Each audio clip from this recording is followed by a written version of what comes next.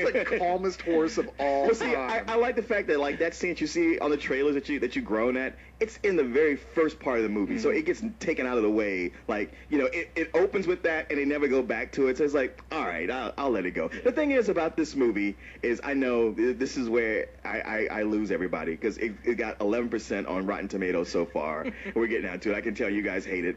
I didn't hate the movie. Matter of fact, I didn't either. When it started, I liked the look of it. I mean, I know, okay, it's like it's not traditional Western, and I hate when directors try to lean on the fact that like, hey, it's a comic book. But I was like, you know what? These are interesting visuals. They probably didn't have a huge budget. I just thought, let's pump a lot into the look of it.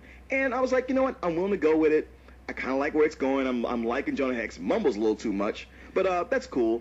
It's just that halfway, it just felt like it lost steam and just became so mediocre. And I was like, man, you guys are burning the points that I was giving you. Well, when it felt like, okay, we need a big ending here, was when they start building towards that in the last reel. You're like, wow, this has just got. I mean, before it was dumb, but it was kind of fun dumb. You know, it's like, wow, there's some clever lines in here that are pretty cute. There's some great Jonah Hex cowboy moments. You're like, wow, that was cool. I love that he just did that. Brolin is good as Hex, generally speaking.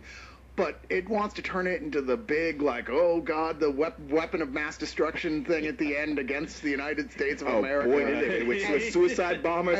I'm pretty sure they didn't have any kind of form of suicide bomber back in those days. You're just like, okay, whatever, movie.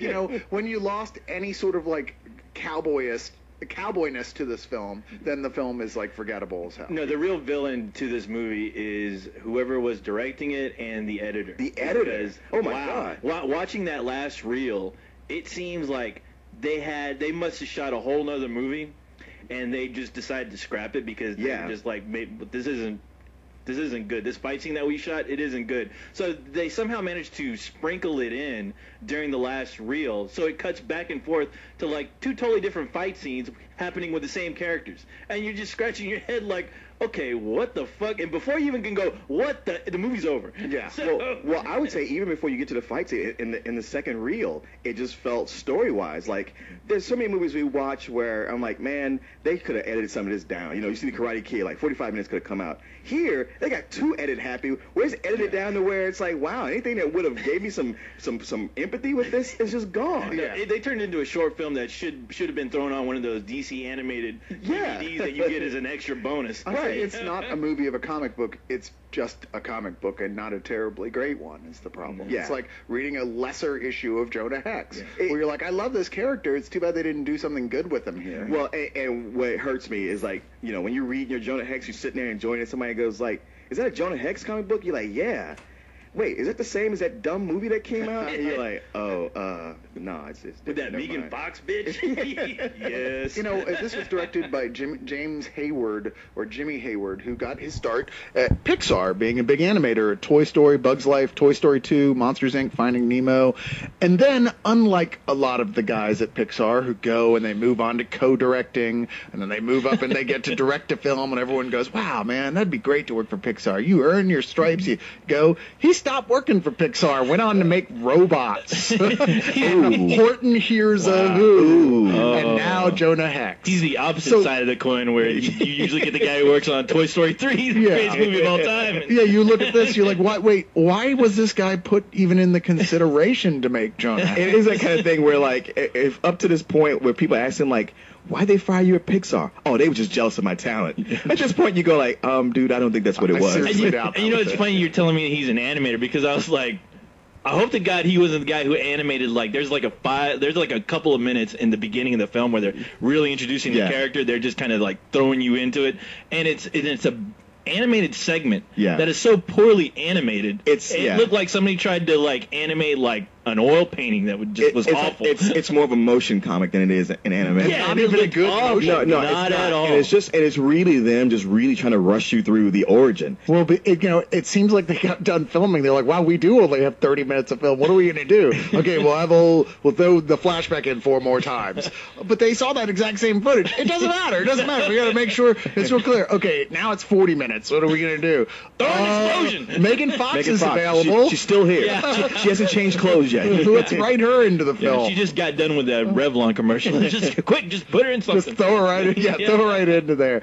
And yeah, come on, what was up with that corset? I mean, I agree she's sexy, but she was starting to look like one of those freaky corseted people whose waists are like, as big around as a coffee mug. Right. I was like, come on, that's fucking gross. I'm sorry. Yeah. Gross. Yeah, that's so gross. It's hot. No, I'm sorry, that is not hot. That is not hot. I Oh beg my to differ. Well, you need to go seek professional help because that is not hot. that professional help will be a prostitute that wears one of those corsets. I don't mind wearing a corset. I just mean when you get to that point where it's that small, you're like, wow, that's not healthy. No, Man, I didn't mind. I was like, man, I can do a lot of fun gymnastic sex with that chick. Yeah. But you know what? Let's get to the ratings here. I'm going to start to say like this surprised me in that it was not as bad as people are saying it is. Right. Because there is some things of worth here in a campy, ha-ha sort of way. There's some action sequences in the middle that I thought were actually pretty fucking cool. But it's so ridiculous. I mean, it really is the Avengers ridiculous or League of Extraordinary Gentlemen ridiculous. I mean, it's just pointless, and it's studio meddling all over the place. And this is, at best I can give it a rental, and that's being kind, I think. Maybe not for the same reasons, because I was surprised by how much I actually kind of liked that first third of it, the first reel, and the second reel was just kind of like, and the last one was just like, wow, you guys aren't even trying at this point. It's just you just made it forgettable, which saddened me because I was like, the way it looked, and it had an actual Western meets comic book feels in the beginning. I was like, you know what, they might just pull it off. But I'm with you. I give it a rental. Maybe even a low rental, but a rental. Oh, well, I mean, there, somewhere in this movie, whenever it was shot, I could tell somewhere there was a good film, at least a decent film. Yeah. And yeah, because of the editing and just how they just run through this film with no real point besides just it's a typical mediocre comic book movie that they made. There were parts where I was kind of enjoying it, especially Josh Brolin. I mean, yeah, I was waiting for him to like drop the ball, but he never really did anything that made me go, dude, really, what the fuck were you thinking? But as much, and I was torn about this. But I'm gonna have to be honest and just give it some old bullshit. Okay. Only because as much as I'd love to say it's a rental, just that last reel just really it's like somebody honestly threw in a dead dog into the whole film and just ruined it. It did to this film what John Malkovich did to Jonah Hex's face. Which, by the way, that is one of the big faults here as far as like how they did it was the makeup, because I mean, poor Josh Brolin, he has to spend the whole movie kind of speaking that's this. how the real Jonah Hex would have to talk. I know, but it's watching it, you're hyper aware of it at all times. Oh, see, I like that. To me, it brought your attention back to the scar. Like, hey, don't forget that this is here. It just didn't sound tough. Is all I can say. It was like, I just made me laugh. I'm surprised you understand what he's saying. Most time you don't like somebody sleeping.